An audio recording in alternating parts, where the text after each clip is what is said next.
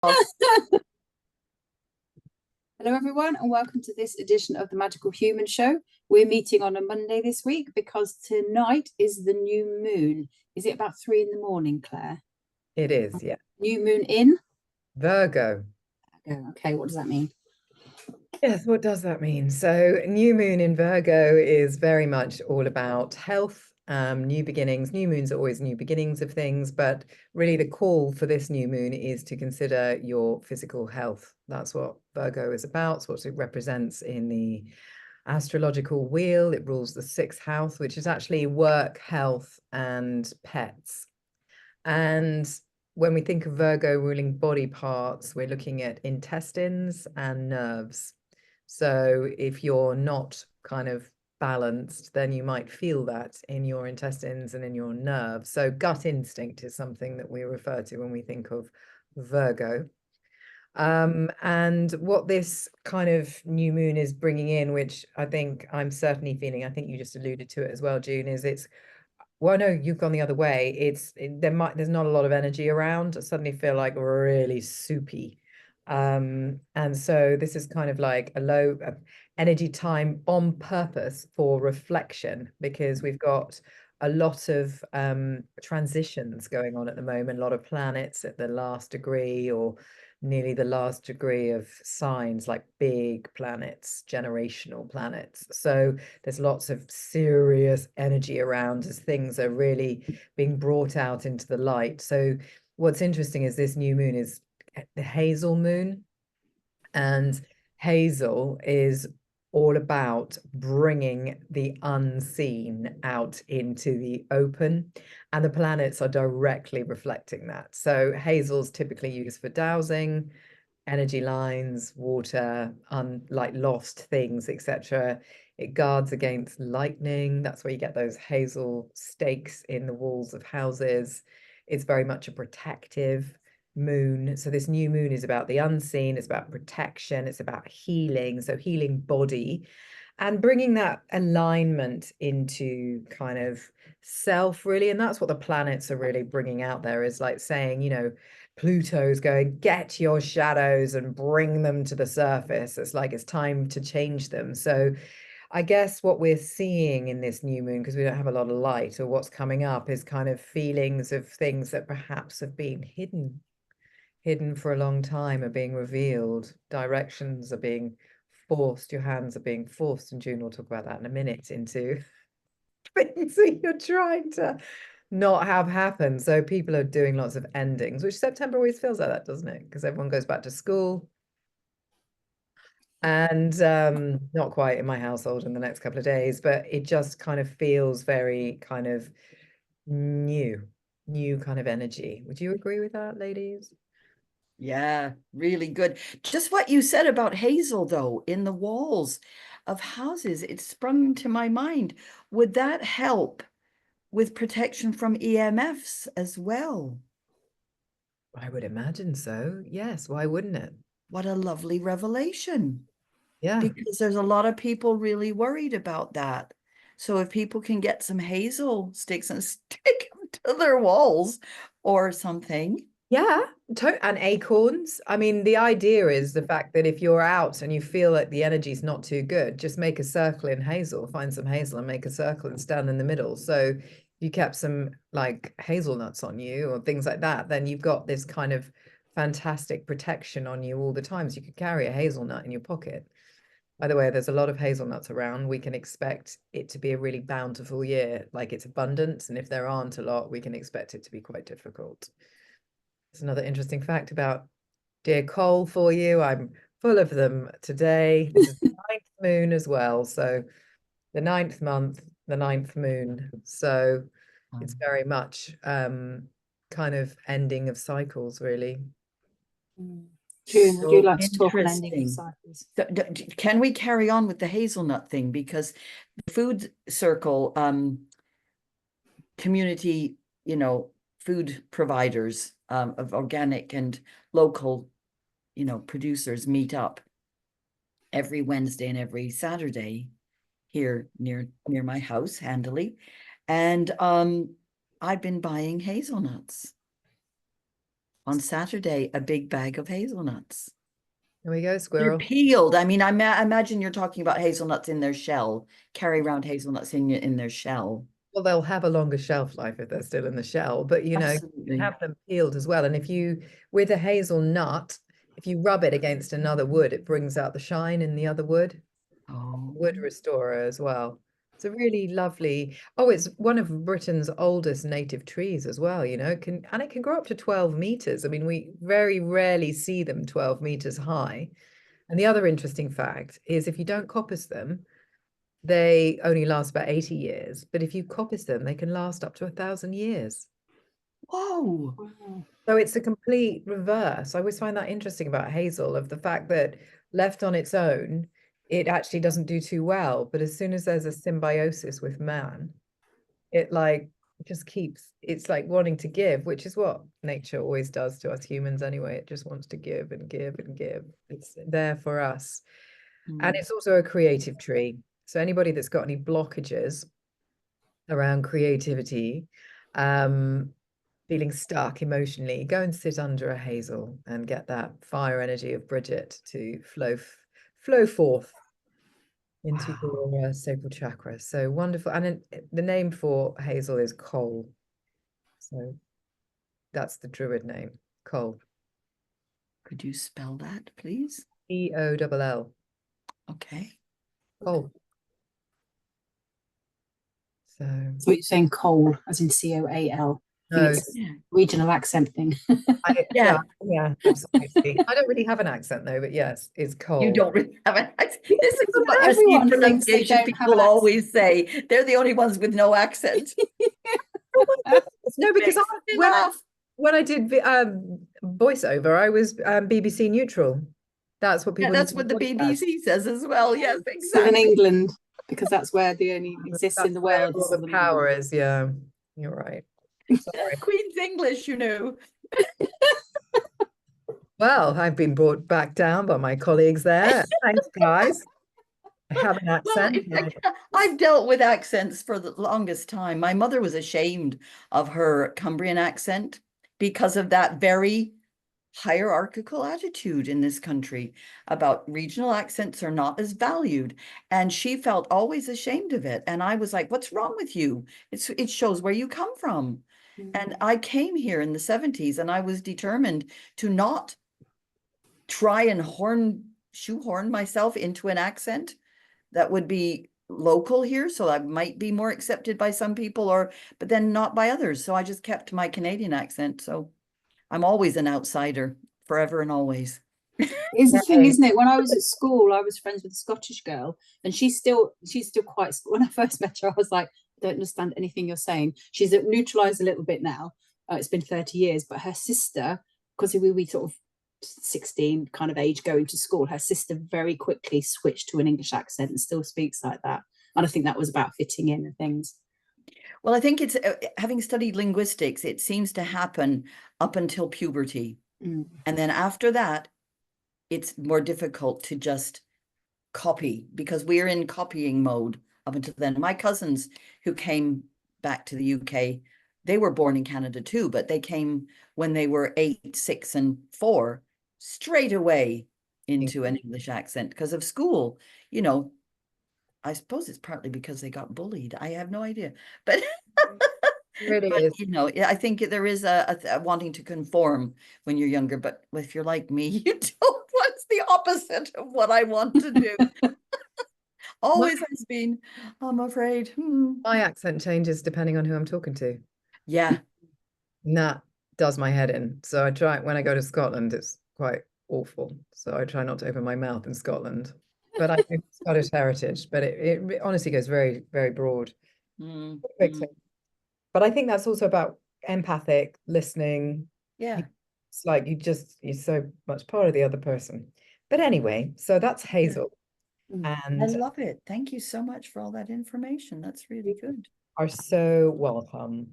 Did anyone got any is anyone noticing out of the three of us shadows coming up, like things to be cleared? Yeah. Speak on that, June? Yeah. Yes. How much? How long have we got? So yeah, I've known for some time that I have to let go of some things, and I've been trying to work out and make bargains with myself and the universe about what I can let go of and what I can hang on to. And I loved my treatment room in the Innovation Center. I absolutely loved it. And we've been there for a year, and it's really nurtured my soul. However, the time has come to leave it. And once that happened, you know, I still need to rest, though. I think it's very, very important that everybody rest when they can. I feel like after this, I'm going to go have a little lie down and a rest. Make sure I have time for all this resting that I need to do. I slept loads on Saturday because I'm busy and I'm in transition still between that premise and a new premises that I'm sharing with a friend of mine, and we've got to still move the furniture out. I've taken loads of decisions. I've let go of my PHA Children's Ambassador role. I've left my acupuncture association. I've let go of my room. I'm selling all the stuff that was in it. Just like, that's it. And, you know, the sense of freedom. The thing about Uranus, according to Pam, dear Pam, is about freedom. And I'm thinking all the time she's talking like this, it's about freedom from, you know, forces, but it's also internal freedom. And I feel now that the thing that I was resisting has happened. I feel so free, which is why I have more energy.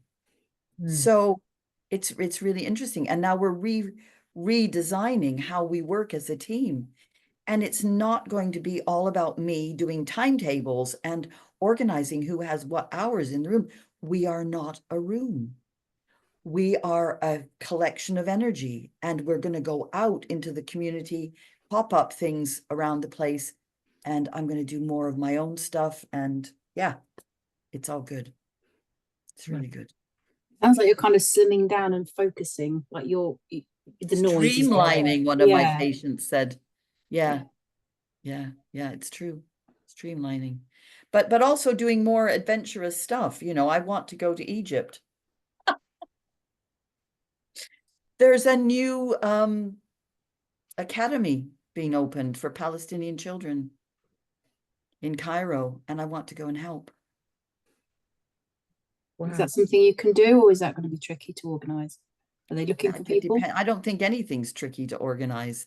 If you want to do it, you just do it. Okay. So there's no blockages, like they want people. Yeah, they've been asking for people, but I don't know. I mean, I have to talk to them about it if they particularly want me. But you know, the only blockage would be money, getting me there and having money to pay for my room and board and stuff, and volunteering and not earning. But you know, it would only be for a little while. But I feel obliged to do something instead of just sitting here sending love and light, which is of course important, so important. And the Sunday night 7 o'clock thing is getting really stronger and stronger. I did it together with two of my colleagues last night after I finished work, and it was just so powerful. It was really lovely. But you feel the need to take action? Well, I feel now that somebody else has taken action, I'd like to join in. It's something really concrete, practical that I can do. I can go and do healing, because God knows those kids need some healing, and also teach some self-care stuff from kinesiology. Do it. Yeah. Just do it. Yeah. I think that's brilliant. What about you, Tamar? Have you had any shadows? Not particularly. This stuff I want to let go of, and it won't go. So I'm thinking the timing's not right. Or it's not meant to be let go of. Yes, possibly. But no, not particularly. I see a lot of stuff about this is going on and that's going on, and things are very calm here and very steady. So I just kind of hunker down. Oh, I really envy that. I think I could do it. Well, there you go. You're letting go of caring about the external stuff. That's a good letting go, because so many people are going, oh, what about that? What about that? I'm going, no, just focus on here. Just focus on here. Yeah. I have to say, I have also been slimming down. I was streamlining. I haven't been slimming down at all, actually. All that raw milk is having the opposite effect of any slimming down. I swear to God, I'm just getting bigger and juicier as time goes on, courtesy of my voluminous raw milk diet. But yeah, just kind of trying, as you say, June, I was running a healing collective, and it was just like realizing, and also with the help of my tarot reader, that basically it's just I'm serving everybody else, but I'm not actually working, like helping me to progress. It's like, how do I help myself to move forward? And it is important to be in community and to give people a hand up, but I'm looking more for equal meeting of the energy levels rather than me literally having to pull people up. I mean, I don't mind doing that for my clients. That's what I do, and I'm happy to do that, but they're paying me for that. But if there's other people that are just kind of take, then without meaning to take, it's my fault for offering it. It's like, that's what happens. But just bringing that in and just being like, right. And also I've got a big thing about, I was doing all these things off site, and it's like, actually, there's a really big, I feel, importance in working on the land you live in. I might have said that last time, and putting the energy into the space you're actually on, because that's your responsibility. That's why you're there. That's why you find yourself there. If you move, obviously, and work in Cairo, then you'll be there, putting your energy into that. And it's like, wherever we are, we owe it to the land to be there, and working with it and supporting it in as many different ways as we can, really. So I can. Yeah, see, that's what struck me. If I was going to be working there, I wouldn't have a cuddly little room. I would be working in a very basic place. And I think that's what it's all about. Stripping back to the basics, getting rid of the encumbrances that I thought I needed around me. And it was very comfortable, that room. And I had everything I wanted within easy reach of, and now I'm using a much smaller room. I can't take all my stuff there. I have to have all my stuff here in my house, which means that I'm going to be sorting through what I really need.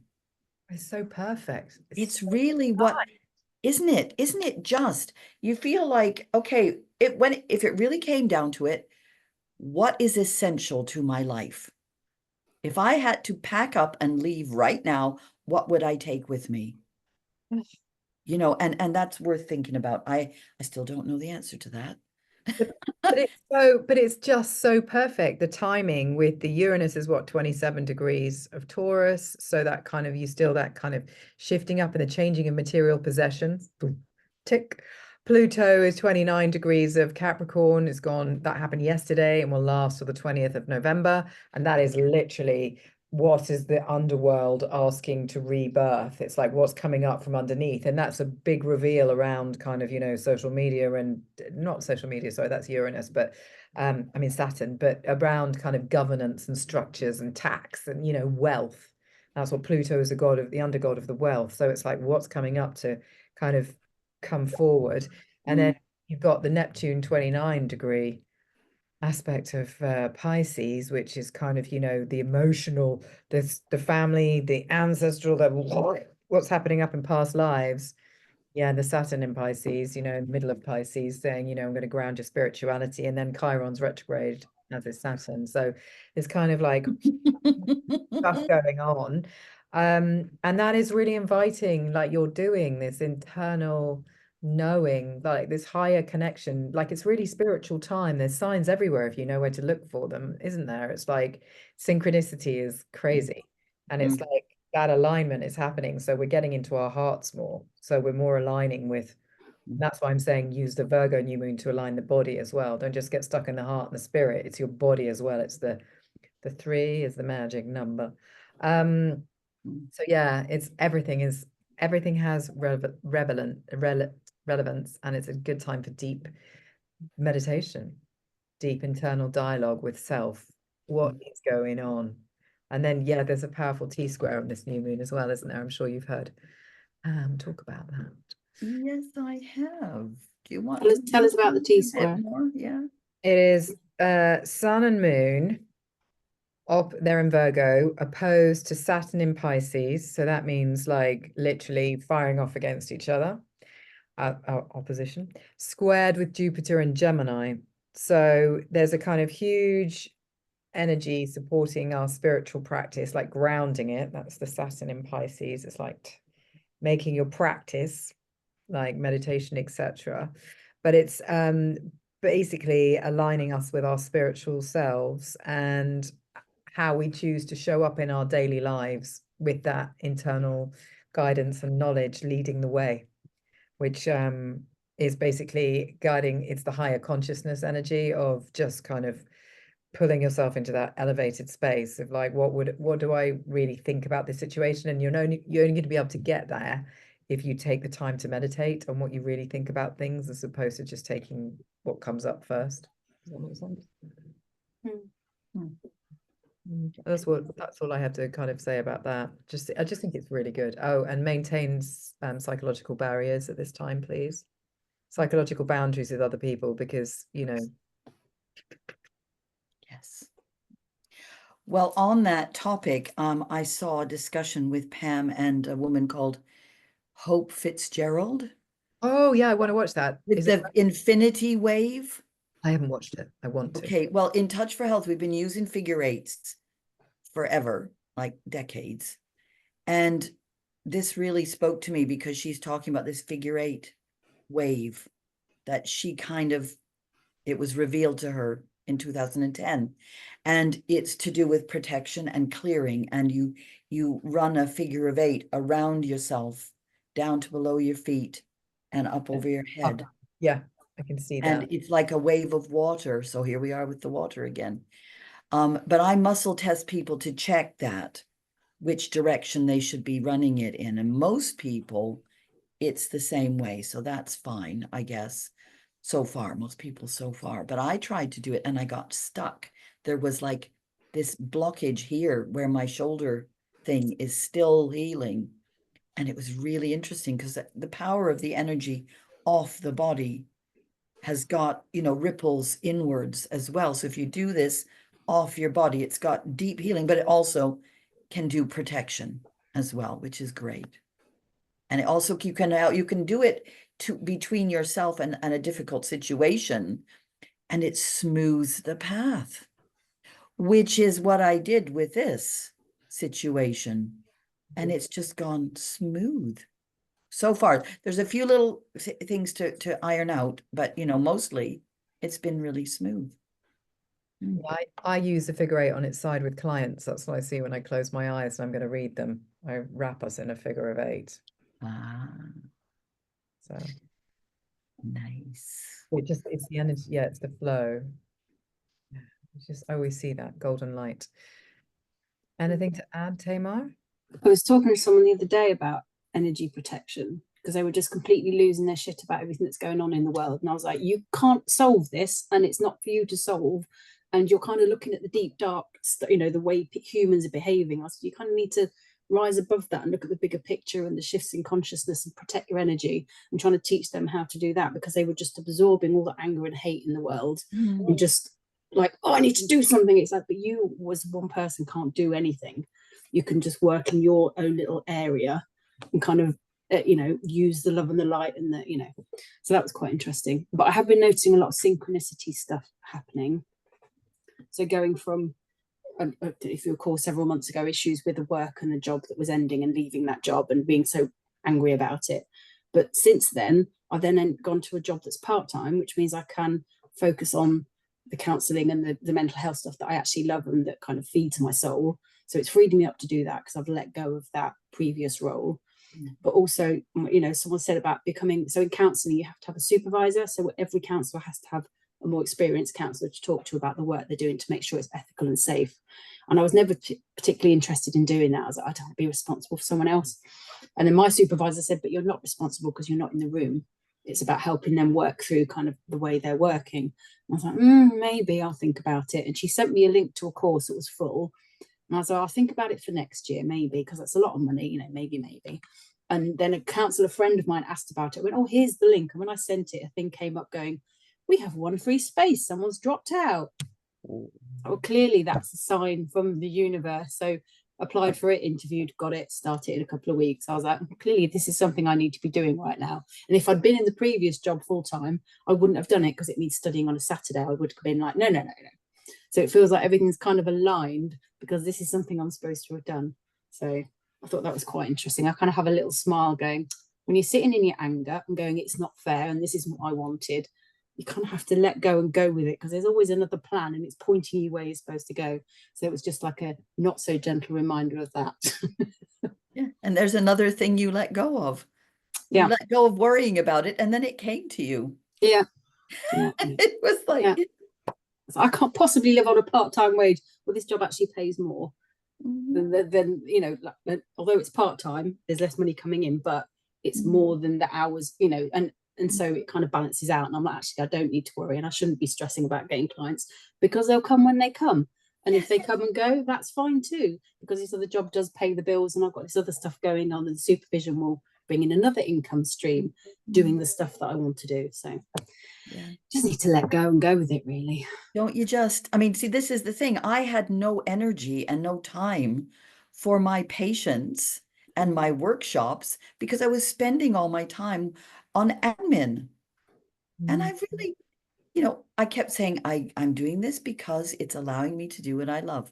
Well, it wasn't. It was providing me with a wonderful room with all my stuff in it, but I don't need all that stuff. I just have to let go of all the stuff and sift out what's important. And I think we're all doing that, right? Sifting. I've got a lot of stuff to get rid of, June. Interesting. Well, you might find it interesting that I've got Saturn and Uranus in my 6th house. Oh my goodness. Well, at transiting or in it, natally. Oh, okay. So what's 6th house for the people listening? Health, which and me. Claire just said. Pets. Oh, that same one. Okay. Yeah. Yeah. So, I've got Pluto in relationships in the 7th. wow, that makes me fun. No. Sex and destruction in the planet of relations. That's why I live by myself. I'm too dangerous. She's too sexy for for my shirt. Yeah, all that. Yeah, and I've got Chiron in Capricorn in the 12th house, opposite my Saturn and Uranus. So yeah, it's a challenging chart, my God, you know? Yeah, I do. I hear that. I too have a challenging chart. And I just, yeah, but it's all about, you know, making us the soldiers that we are. We're here at this time for a reason, right? Satyrs, light bearers, yeah. Exactly. And it's just nice to be reminded of that when you're in the trenches, which, you know, sounds like not there by ourselves, are we? Yeah. We're not there by ourselves. It's just there's a whole army of us and all the helpers. And by design. It's like, well, if you're not going to listen, I'm sorry. Off you go. That's the tower. That's Uranus. Take it. Yeah. With it. Yeah. It's gonna readjust you. The door isn't going to open if it's not meant to open for you. And it's like remembering that. It's remembering that you can just trust spirit. I think that's what this time is about reminding ourselves that we aren't alone. We are part of a bigger consciousness, a higher, bigger consciousness, and we don't have to be entirely responsible. Like we can't control everything is what I mean. We have to be responsible, but we can't control everything. We can let surrender some of that control to being in the slipstream, the flow stream of life, and be reminded, because we've spent all these generations being separating from ourselves, separating from community, separating from spirit, you know, separating from the earth. You know, we've managed to paint ourselves into this corner by design again, so we could feel what it felt like to be as far from these things as possible. And now we're coming back into remembering, oh, I have a heart. It has a voice. Oh, I'm connected to something bigger than me. I'm feeling this in my body. It's like, whoa, okay. Yeah, and being a Chinese horse, I can't bear being trapped. If I want to jump over the fence all the time. And I did feel trapped. I did feel trapped. And it was all entirely my own making. So there's nobody else to blame at all. Is your element? Wood. Well, wood and fire. Yeah. No, but are you a wooden horse? Were you born in? Yes. Oh, yes. Yes. But if you do the proper 5 Institute energy I'm wood. assessment thing, I'm wood and fire. Yeah. Yeah. So I'm wood and water. yeah. What are you, Tamar? I don't know. I don't know what you're talking about. What Oh, assessment? Chinese years. So I'm the Chinese. Oh, I I'm a wooden rabbit, and she's a wooden horse. think I'm a rabbit as well, 75. Yeah. Yeah, so I'm a rabbit. I don't know about the wood part of When's it. your birthday in 75? End, very end of. That's Yeah. okay. You're still the wooden one. Yeah, you are, because it's February. It starts the new Okay. cycle. So yeah, So you're. does that clash with the fact that I'm a Sag, so fire? So we're all wood something. So- Isn't that lovely? I love it. Surely wood and fire shouldn't really be together. Well, no, because wood feeds the fire, my darling. That's the thing about elements. Wood feeds the fire. I'm But going. you've got to be careful not to have, you've got to have some water to control the fire. It's the cycle round the 5 elements. I'll just show you the picture. It's my background, one of my backgrounds. Is this something people can go online and check out for They can, themselves? if they look at the 5 Institute, you can do this oh, I forgot what the name of it is, assessment. But if you see here, look, wood, oh, it's backwards. Need to mirror it. It's not. Can we share the link with the video when we While you're mirroring that, I'm just going to read you this. This is about wood, right? Aligned to spring, the wood character is drawn to new starts, growth, and possibilities. Determined, seek out challenges, do well under pressure. When out of balance, they become stressed, frustrated, and can suffer headaches and tight, aching muscles. To regain balance, they should schedule time for rest and relaxation. The liver is associated with the wood element, so it's recommended to avoid excessive alcohol and to include sour foods in the diet to stimulate the liver. Okay. I'm gonna get rid of that because it's backwards and I can't find the mirroring thing. I think I have to do that some other time. But yes, I mean there's all sorts of things on. I put it's 5institute.com, I think, is the We can put that in this. the website. Yeah, it's my lovely friend and teacher Nicholas Haynes who runs that, and he's a wise soul. He is a very wise soul, and yeah, I mean we're all learners and teachers. Everybody who comes to me, I feel, teaches me something, and I feel like we all have something to contribute. And this is where I feel like, you know, being more flexible, because there are woods like hazel and aspen that are very flexible.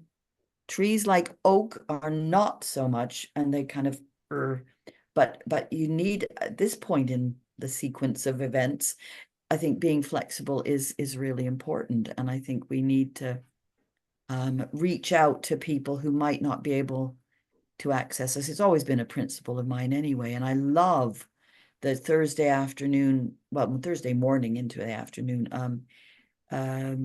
volunteering I do, doing mini massages for our hub. That was the PHA hub, and I think we might merge that and try and take things to different areas. Now I've got more days freed up and stuff like that, but we'll just see how that goes. Yes. So No rushing. yeah, and Important not to rush. in hazel, it's definitely important not to rush under this moon phase. So we'll stay flexible. We'll welcome up the unseen and put our protection around ourselves. That's basically this new moon in hazel. Can I just say if you're interested in a body healing course, I've got one online on the Oily Witch Academy, oilywitch.com. It's just 3 parts, and it will teach you all about how your body creates energy, how to use vitamins and supplements, the importance of water, and what your body actually does with toxins, which is quite interesting. Nice. It's only £4. So you can study it in your own time. Nice. Yeah, well, I'm going to go back to doing more online things as well now, because we have got a room that we can use for workshops, but it's not my room. So I have to think carefully about what stuff I'm going to take to that. But my children's well-being workshop that I am trying to do again, because I think people need this for the kids right now going back to school, the stress and strains that people are under regarding health matters and all of that. I want to be able to help people with that. So that's coming up too. Do you take that into the schools? No, I've never. No. Would. Never would. No, I haven't. No, I won't say I never will, but I never have. I'm Okay. thinking because like they're in the space and they're in the school and there's this, you know, the space is there. You're taking it to the Yeah, I don't know whether they would Be open to it. well, they've had other things in schools in York, but not this. No, I mean, we've gone in and talked to teenagers about different aspects over the past, you know, just little one-off things. But me as with my team, you know, we did Alexander technique and the Touch for Health self-care things and various different things. But no, I think I want to still stay outside of the system. And I think this is the other way that we can, you know, be relieved that we're not going to be in a building that might, if we have another shutdown, that we might get locked out of. So being more flexible, we can still do other things. I don't want to predict that, but people are talking about it. So, you know. Yeah, I think that's yeah, I think is that why you dropped being part of the Acupuncture Association and all these things, because of the directives? Well, it's not so much that, it's just that I don't use the acupuncture needles so much anymore. And I don't feel I want to be labeled as an acupuncturist. I want to concentrate on my other work, like the Flower Essence Association has asked me to help be a tutor there. And so I'm thinking, well, I never was your classical acupuncturist. I do a lot of work without needles. So I don't need to be a registered acupuncturist to do that. I can still have insurance for all my other things and work with the acupuncture meridians happily without putting pins in people. Yeah. And I love my colleagues in the Acupuncture Association, but you know, I don't need to be paying them to verify my existence. There's a lot of that in our kind of work, having to be registered with something and pay them a lot of money for very little in return. They do a lot. Don't get me wrong, they do a lot for the money, but yeah, I'm letting go for the time being anyway. Yeah. Sounds like a bit of a redirection. Yeah. Yeah. Okay. On that note, it kind of feels like we've come to a natural end. Anything anyone else wants to put in before we finish for the day? Okay. Thank you for joining us, everyone. We're expected to meet again on Friday the 13th for the full moon. Which I'm sure we will talk about the fact that Friday the 13th is not scary and has been twisted, but I'm sure we'll talk about that in the next session. Quite nice to see you right. all. See you then.